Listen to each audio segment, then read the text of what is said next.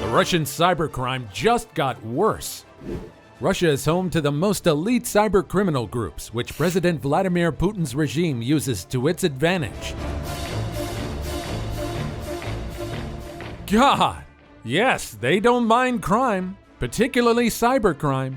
Watch this video to know more about how Russia has been using cybercrime to its advantage to cause distress. Мы собрались с вами для того, чтобы обсудить ситуацию, которая складывается сегодня на Донбассе. Hello everyone!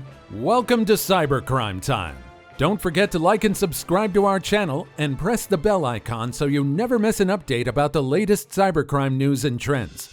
Let's move on. There are many famous names that lead others.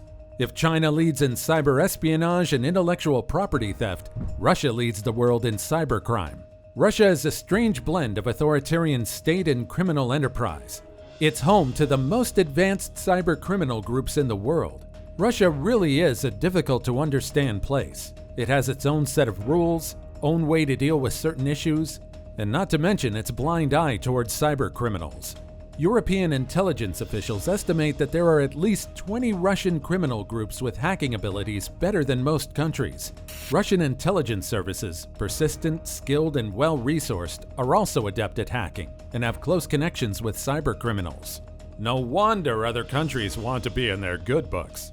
Russia was the leading source of cybercrime long before the current ransomware plague.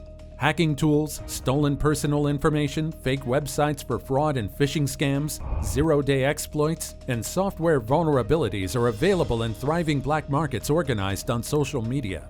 Some groups even use artificial intelligence tools for better hacking. That is a lot. Ransomware is the latest technique and is profitable and low risk.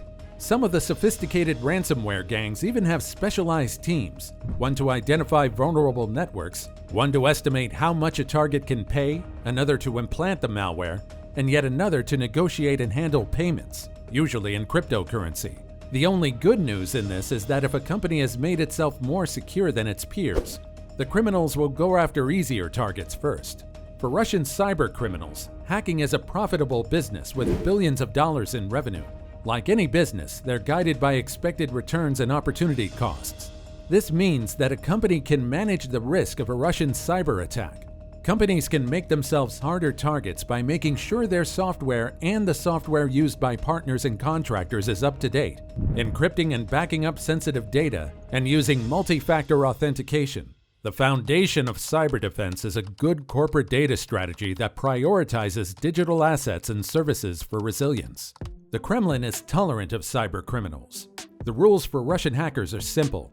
Don't hack Russian language sites, don't say no if the Kremlin or the FSB security agency ask for a favor, and share the loot when requested. Hackers who follow these rules will never go to jail in Russia. Right, so if you follow these rules as a hacker, you won't go to jail?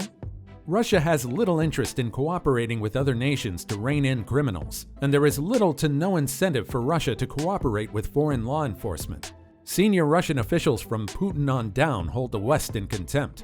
Russia's leaders enjoy Western irritation with cybercrime and know they can call on the criminals when needed.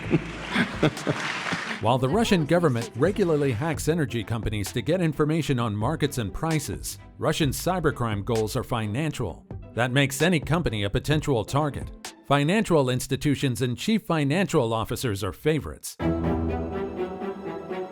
ransomware, hospitals are desirable targets because they often have weak security and are more susceptible to pressure. Russian cybercriminals are unlikely to cripple global finance because the return would be low, and they, or their masters, are investors. But Russia has done a good job of insulating itself from sanctions, and the Kremlin may not care if markets are thrown into turmoil. Comment below what you think might be the effects of these hideous cyber warfare antics. One risk comes from collateral damage, when companies that are not the intended target still suffer damage. NotPetya was malware used probably by Russia's military intelligence service, the GRU, to damage the Ukrainian tax authority, one of a long series of Russian cyber attacks against the Ukrainian government and infrastructure. NotPetya quickly spread around the world. The GRU probably did not expect this, and certainly didn't care. Does Ukraine change this picture? Not much. We all know where the Ukrainians stand against the Russians. If there was little incentive in Russia to stop cybercrime before Ukraine, there is no incentive now. The Biden administration had started to make progress in scaling back ransomware, at least against critical infrastructure. But once Ukraine became a crisis, these diplomatic efforts were put on hold. Of course they were put on hold. It will be difficult for Putin to back down on his threats against Ukraine, giving Russia even less incentive to throttle cybercrime. Russia routinely penetrates U.S. critical infrastructure networks, but is unlikely to launch massive cyber attacks, since that would make the Ukraine crisis more difficult to manage for them and much riskier. They want to present any action as a fail accomplishment. The last thing Russia wants is a broader conflict with Western militaries.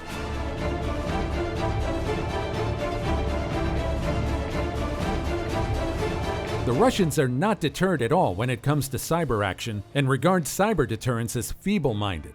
Russia is a formidable opponent in cyberspace, but one that is careful not to cross certain boundaries. These boundaries are not defined by law, but by Russia's strategic interests and calculations of how much it can get away with in pursuing those interests. They know that so far, there is little Western countries have been willing to do to stop them. The White House, working with other countries in its counter-ransomware initiative, has shown how pressure can be applied collectively. Good thinking, guys! Maybe we can find a solution. Counter-hacking Russia's elections would be useless, but going after Putin's support base among the oligarchs and the security services, the sources of his power, would hurt. But getting Putin to change course on cybercrime will be a long effort. Companies need to recognize the risk of doing business on global networks and harden their defenses. Reducing cyber risk requires Western governments to adopt a Russia policy free from assumptions that Russia will play nicely or by the rules. Ukraine has persuaded almost everyone of this. To reduce cybercrime, the cost to the Kremlin must increase. Get cyber smart. That's it for today, guys.